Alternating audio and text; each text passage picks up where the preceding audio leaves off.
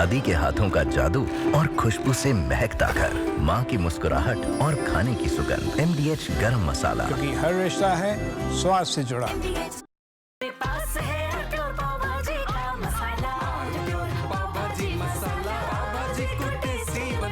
सबका राजा आलप्योर मसाला। अखिलेश यादव ने प्लान बताया है कि 2027 में कैसे उनकी सरकार आने वाली है और कैसे बीजेपी की सरकार जाने वाली है। प्लान कह लें या गणित कह लें, गणित समझाया है उन्होंने। क्यों समझाया है? दरअसल 1,93,000 शिक्षक भर्ती का से जुड़ा एक पोस्ट सोशल मीडिया पर वायरल हो गया था, जिसे यूपी सरकार से जुड़ा बताया जा रहा है। उसके बाद से समाजवादी पार्टी एग्रेसिव है उस पोस्ट डिलीट होने के बाद से, और एक लंबा चौड़ा पोस्ट अखिलेश यादव ने सोशल मीडिया पर, ट्विटर पर, एक्स पर डाला है, जिसमें उन्होंने पूरा गणित समझाया है। लिखा है 1,93,000 शिक्षक भर्तियों के जुमलाई विज्ञापन से जन्मा 2027 के चुनाव में भाजपा की हार का राजनीतिक गणित। तो ये गणित क्या है, बड़ी खबर में आज आपको ये समझाएंगे। अखिलेश यादव जो कह रहे हैं वो कितना सही है, ज़मीन पर कितना उसको हकीकत के तौर पर देखा जाए, ये आपको समझाएंगे। नमस्कार, मेरा नाम सौरभ त्रिपाठी और आप देख रहे हैं हमारा खास शो बड़ी खबर। मेरे साथ रहेंगे हमारे वरिष्ठ साथी पंकज जी। जी नमस्कार। पहले वो दिखा दीजिए।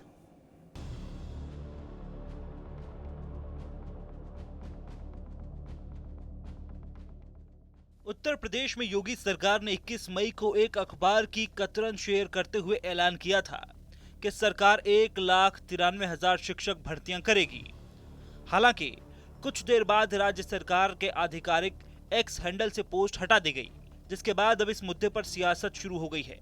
समाजवादी पार्टी के अध्यक्ष अखिलेश यादव ने इस मुद्दे पर सूबे की बीजेपी सरकार को घेरते हुए लंबी चौड़ी और तगड़ी पोस्ट लिखी है। उन्होंने सरकार के इस कदम के पीछे की पूरी गणित भी समझाई है। अखिलेश यादव ने लिखा है कि 1,93,000 शिक्षक भर्तियों के जुमलाई विज्ञापन से जन्मा 2027 के चुनाव में भाजपा की हार का राजनीतिक गणित।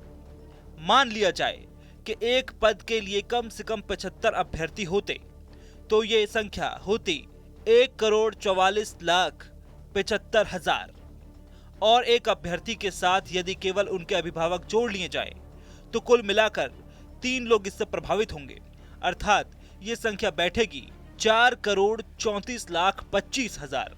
सपा प्रमुख ने आगे लिखा है कि ये सभी वयस्क होंगे, अतः इन्हें 4,34,25,000 मतदाता मानकर अगर उत्तर प्रदेश की 403 विधानसभा सीटों से विभाजित कर दें तो ये आंकड़ा लगभग 1,08,000 वोट प्रति सीट का आएगा। अगर इनका आधा भी भाजपा का वोटर मान लें, चूंकि भाजपा 50% वोटर्स की जुमलाई बात करती आई है, तो लगभग 1,08,000 का आधा मतलब हर सीट पर 54,000 मतों का नुकसान भाजपा को होना तय है। इस परिस्थिति में भाजपा 2027 के विधानसभा चुनाव में 2.5 सीटों पर ही सिमट जाएगी। अखिलेश यादव ने यह भी लिखा है कि पुलिस भर्ती के मामले में भर्तियों का ये गणित भाजपा को उत्तर प्रदेश में लगभग आधी सीटों पर हारने में सफल भी रहा। अतः ऐसे आंकड़ों को अब सब गंभीरता से लेने लगे हैं। अब ये मानसिक दबाव का नहीं वरन सियासी सच्चाई का आंकड़ा बन चुका है। सपा प्रमुख के मुताबिक जैसे ही ये आंकड़ा प्रकाशित होगा और विधानसभा चुनाव लड़ने वाले भाजपा प्रत्याशियों के बीच जाएगा, वैसे ही उनका राजनीतिक गुणा गणित टूटकर बिखर जाएगा और विधायक बनने का उनका सपना भी। इससे भाजपा में एक तरह की भगदड़ मच जाएगी। ऐसे में भाजपा को मतदाता के ही नहीं बल्कि प्रत्याशियों के भी लाले पड़ जाएंगे।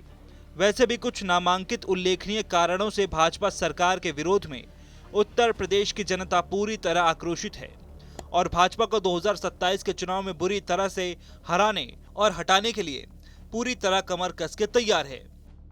वहीं इस मुद्दे पर अखिलेश यादव ने बुधवार को एक पोस्ट की थी, जिसमें उन्होंने लिखा था कि उत्तर प्रदेश में जिस तरह से नौकरियों के बारे में की गई पोस्ट डिलीट कर दी गई, वैसे ही नौकरियां भी यूपी से डिलीट कर दी गई हैं। लगभग 2 लाख पदों की भर्ती की पोस्ट लगभग 2 दिन के लिए तो पोस्ट करके रखते। नौकरी भाजपा के एजेंडे में है ही नहीं। आपको बता दें कि यूपी सरकार की तरफ से @UP गवर्नमेंट हैंडल से ये जानकारी दी गई थी कि जल्द ही 1,93,000 टीचर की नौकरी की प्रक्रिया शुरू होगी। बताया गया था कि 3 चरणों में भर्ती होगी। हर फेज में 65,000 शिक्षकों को सरकारी नौकरी दी जाएगी।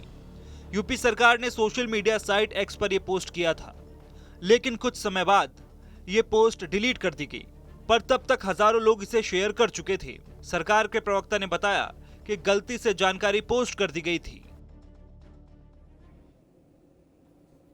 तो आपने सुना कैसे अखिलेश यादव ने नौकरी वाले इस विज्ञापन को बड़ा मुद्दा बना दिया है और वो उसको लेते हुए कहीं ना कहीं सरकार पे पूरी तरह से आक्रामक हैं, टारगेट कर रहे हैं और बता रहे हैं वो गणित जिससे उनकी सरकार आएगी और भाजपा की जाएगी। वो कह रहे हैं कि 1,08,000 प्रति विधानसभा वोट बनता है, मगर आधा भी मान लें, 50% भी मान लें तो करीब 54,000 वोटों का हर विधानसभा सीट पर भाजपा को नुकसान होगा और इससे वो दहाई का आंकड़ा पार नहीं कर पाएगी।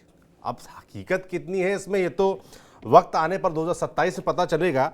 मगर हमारे साथ जानकार पंकज जी हैं, महेंद्र सिंह जी हमारे साथ जुड़ रहे हैं, उनसे समझते हैं इस आंकड़े के बारे में और ये जो गणित समझाया है वो कितना फीजिबल है।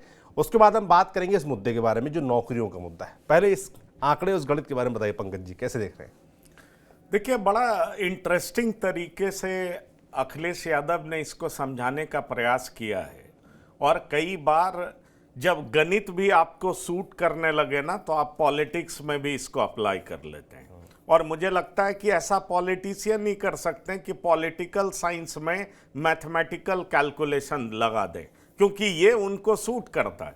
और ये देखते हुए मुझे याद आता है एक कहानी जिसमें कहा गया है, और अक्सर हम लोग चर्चा करते हैं कि कई बार मैथमेटिकल कैलकुलेशन के चक्कर में कई लोग कितनी भारी गलती कर जाते हैं। और इसलिए एक कहानी मजाक में सुनाया जाता है कि एक इंजीनियर अपने परिवार के साथ नदी क्रॉस करना चाह रहा था, तो दरअसल उसने नदी का डेप्थ नापा, तो कई जगह पे नापा, तो उसका उसने एवरेज निकाल लिया, मीन निकाल लिया, और फिर उसने अपने बच्चों का हाइट नापा और उसका मीन निकाल लिया। तो मीन निकाला, एवरेज निकाला, तो उसको लगा क्या कि भाई नदी के डेप्थ से हमारे बच्चे का एवरेज हाइट ज्यादा है, इसलिए क्यों नहीं हम सारा परिवार जो है नदी से क्रॉस कर जाएंगे। हुआ क्या कि भाई एवरेज हाइट ज्यादा है ना, लेकिन नदी में जहां गहराई ज्यादा है वहां तो आप डूब जाएंगे और जहां पर कम है वहां निकल जाएंगे, तो जहां गहराई थी वहां डूब गए।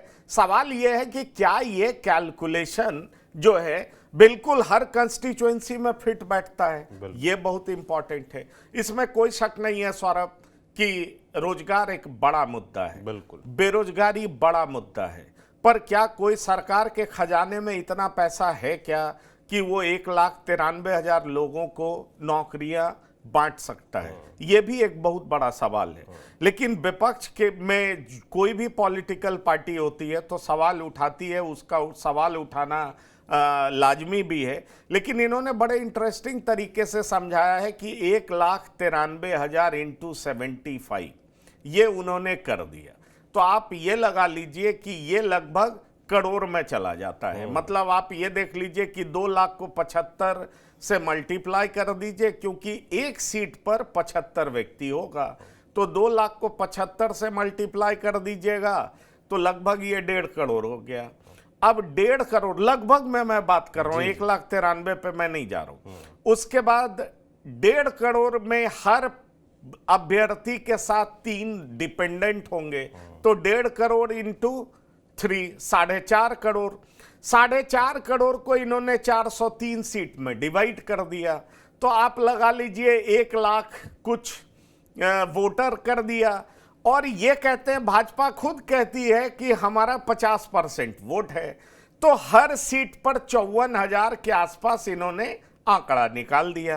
अगर इतना सिंपल कैलकुलेशन होता तो मुझे लगता है मैं स्टूडियो में बैठ के कैलकुलेट कर सकता हूं। महेंद्र सिंह जी मुस्कुरा भी रहे हैं, तो ये सारे पॉलिटिशियन जो 24 घंटे गुनागणित कर रहे होते हैं, कहां का समीकरण कहां जोड़ते हैं, कहां हटाते हैं, तो उनके लिए चुनाव जीतना और हारना बहुत आसान होता जी। लेकिन सवाल यह है कि ये राजनेता इस बात को समझते हुए भी ऐसा क्यों करते हैं, क्योंकि एक पॉलिटिकल नैरेटिव गढ़ना होता है, एक सेट करना होता है, अपने कार्यकर्ताओं में उत्साह बनाना होता है, लोगों के अंदर ओपिनियन फॉर्म करना होता है, अपने लिए माहौल बनाना होता है, और जो चीज उनको सूट करता है उस हिसाब से वो माहौल बनाने का प्रयास करते हैं। मुझे लगता है निश्चित तौर पर सरकारी एक्स से ये डिलीट हुआ है तो ये एक मुद्दा तो मिल गया है समाजवादी पार्टी को। समाजवादी पार्टी लगातार रोजगार के मुद्दे पर सरकार को घेर रही है। अब अखिलेश यादव भले ही लंदन गए हों, जिसकी चर्चा बड़ी जोरों से उठी हो,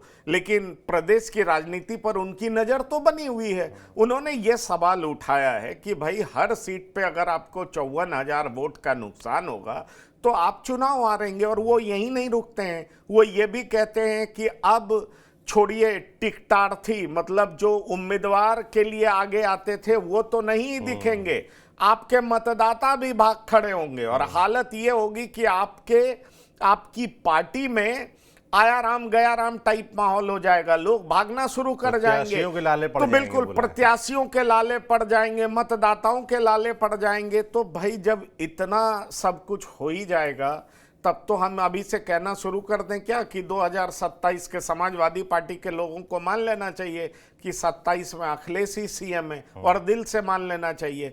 पर मैंने आपको बताया कि दरअसल ये पूरा नैरेटिव इसलिए गढ़ा जाता है क्योंकि ये उनको सूट करता है, ये उनका मुद्दा है। जनता को समझाने का ये प्रयास किया गया है कि समाजवादी पार्टी क्यों मजबूत दिखाई पड़ रही है, और खास तौर पर जो लोकसभा चुनाव का परिणाम है, जो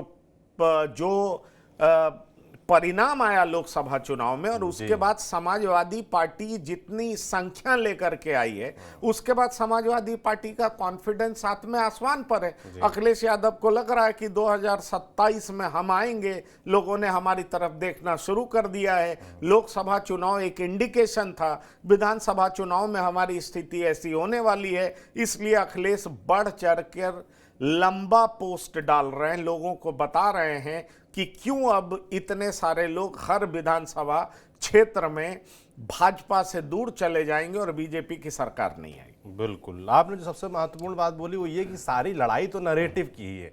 जो भी किया जा रहा है, जो भी पोस्ट डाले जा रहे हैं, और कोई भी मौका मिलेगा। अब इसमें तो देखिए, ये जो नौकरी वाला मसला है, शिक्षक भर्ती वाला मसला है, उसको लेकर जो मंत्री हैं संदीप सिंह, उनका बयान एक बार विधानसभा के अंदर ही आया था कि शिक्षक और जो छात्र हैं वो अनुपात ठीक चल रहा है, अभी ज़रूरत नहीं शिक्षक की। उस बीच ये विज्ञापन आना, तो बैठे बैठाए एक मुद्दा दिया है तो विपक्ष तो उसका लाभ उठाएगा ही।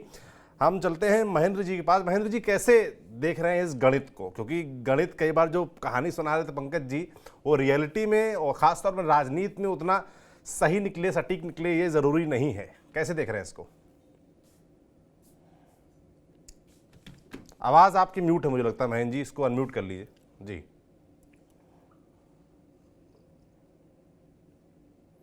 निश्चित रूप से अगर हम ट्वीट की बात करें, जो पोस्ट किया गया है एक्स पे, उसका होना, डिलीट होना, ये मुद्दा बनाया जा सकता है, लेकिन हमको वास्तविकता में देखना चाहिए। खासकर जो अखिलेश यादव जी गणित किए हैं, तो करीब 2.25 लाख जो शिक्षक हैं, उनका तमाम नियम कानून को छोड़ के उनका रेगुलराइजेशन समाजवादी पार्टी सरकार ने किया था, और उसका नतीजा ये हुआ कि सुप्रीम कोर्ट ने उसको पूरी तरीके से खारिज कर दिया, और फिर से ये बोला कि नहीं, सरकार को खासकर जो एनसीटीई है उसके जो दिशा निर्देश हैं, उसमें टीईटी और तमाम जो भिन्न परीक्षाएं हैं, उनको ध्यान में रखते हुए ये निर्णय लेना चाहिए था।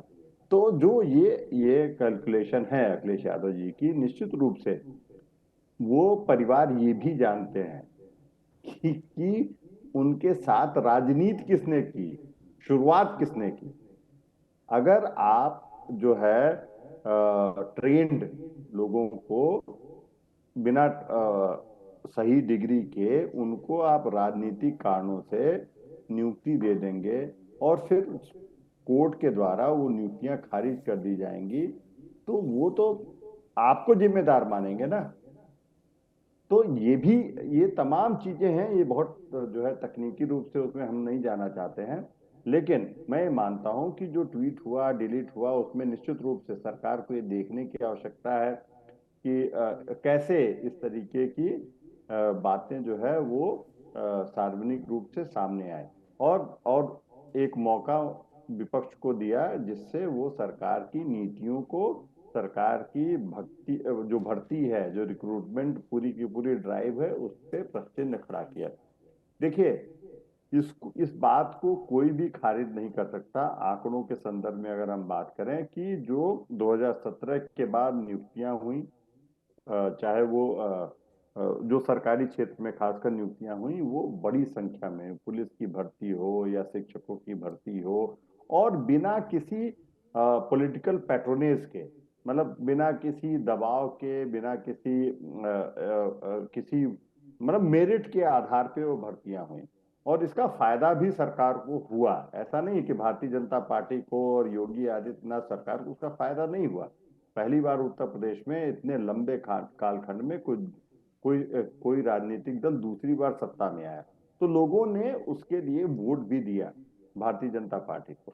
लेकिन उसके बाद कुछ न कुछ भर्तियों में समस्याएं होती रही, और उसके पीछे कारण, जो सबसे बड़ा कारण था कि पहले भर्तियां जो है कोविड की वजह से डिले हुई, फिर उसके बाद भर्तियों में तमाम तरीके के जो आप कहें कि जिसपे प्रश्न उठाया गया, जो कि पेपर लीक और जो आजकल तकनीकी की वजह से ये सब समस्याएं होती हैं, और उसके लिए उत्तर प्रदेश की जनता ने निश्चित रूप से भारतीय जनता पार्टी को सजा भी दी, और वो साफ दिखाई देता है लोकसभा चुनाव में कि मैं कई बार इसको हिंदू मुसलमान और जाति और जो जाति जनगणना पे इसको पूरा डाल के उसको सिंप्लीफाई करने की कोशिश की जाती है, लेकिन मैं ये मानता हूं उसके पीछे जो युवाओं में एक आप कहें असंतोष था कि 4-4, 5-5 साल तक परीक्षा ही नहीं हुई, 4 साल तक,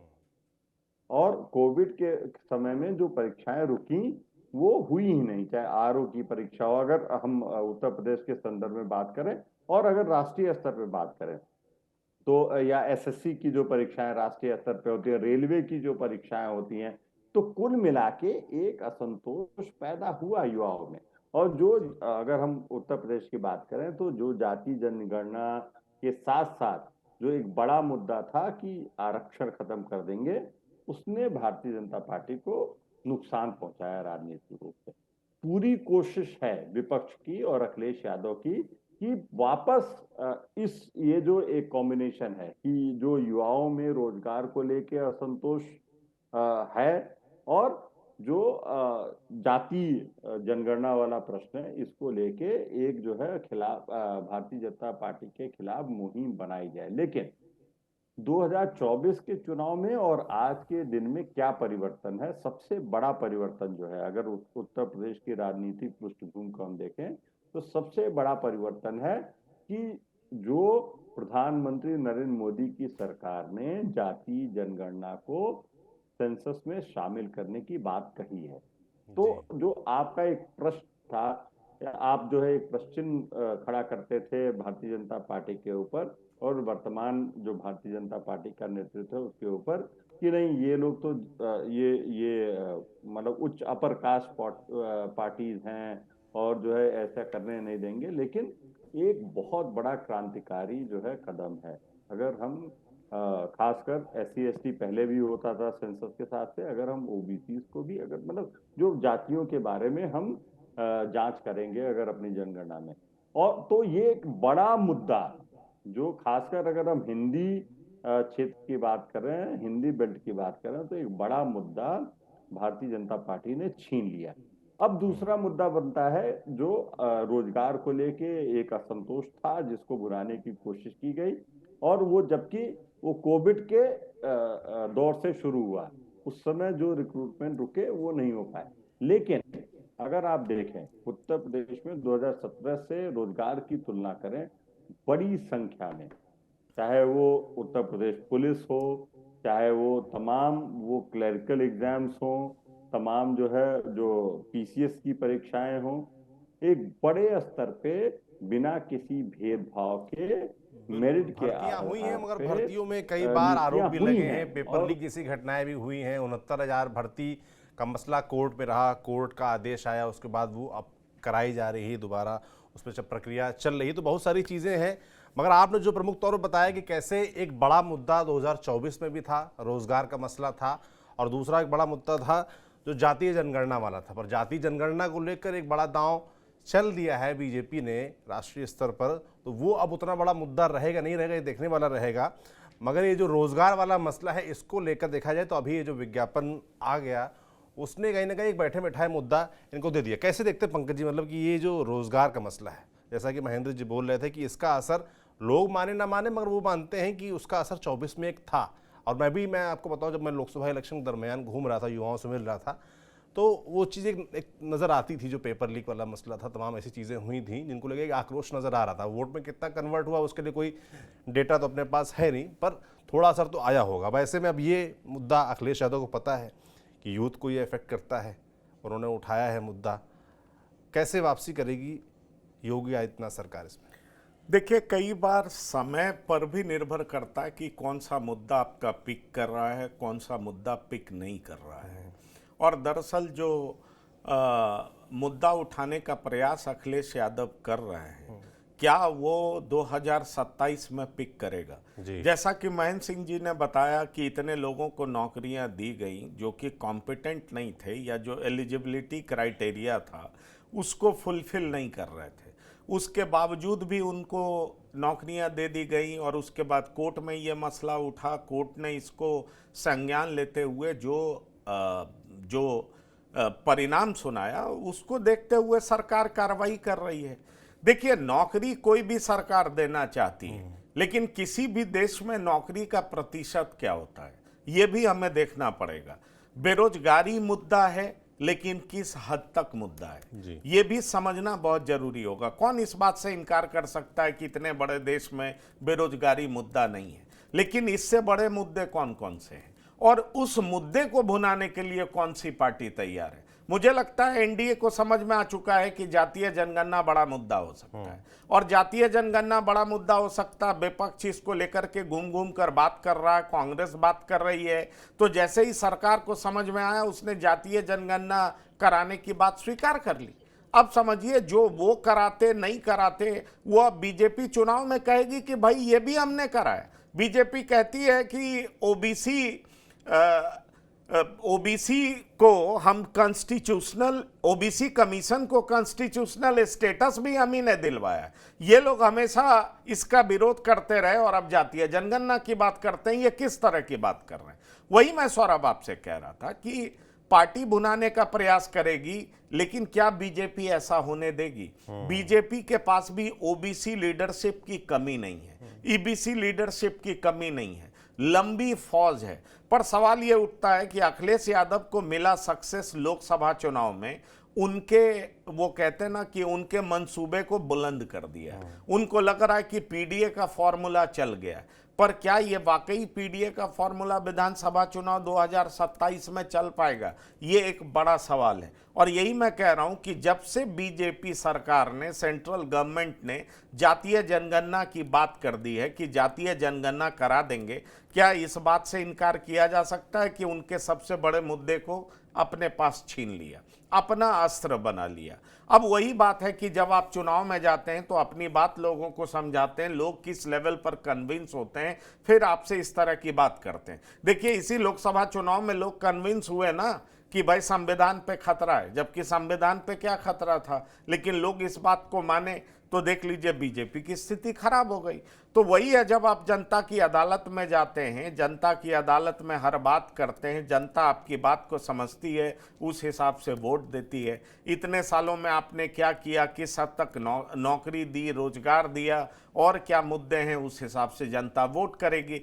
पर जितना सिंपल कैलकुलेशन अखिलेश यादव समझाने का प्रयास कर रहे हैं, मुझे नहीं लगता कि पॉलिटिक्स इतना आसान होता है, वोट इतनी आसानी से दे दिया जाता है। हर चुनाव में ये सारे मुद्दे इतने सिंपल होंगे, इसकी गुंजाइश मुझे बहुत कम दिखाई पड़ती। बिल्कुल ठीक बात है कि इतना सिंप्लीफाई करना आसान नहीं है। गणित को जिस तरीके से अखिलेश यादव ने समझाया, आप देखते हैं आगे क्या होता है। वो बात कर रहे थे 27 के विधानसभा चुनाव को लेकर, मगर उससे पहले एक सेमीफाइनल भी होना है, यानी कि पंचायत के चुनाव होने हैं। दादी के हाथों का जादू और खुशबू से महकता घर, माँ की मुस्कुराहट और खाने की सुगंध। MDH गरम मसाला। क्योंकि हर रिश्ता है स्वाद से जुड़ा।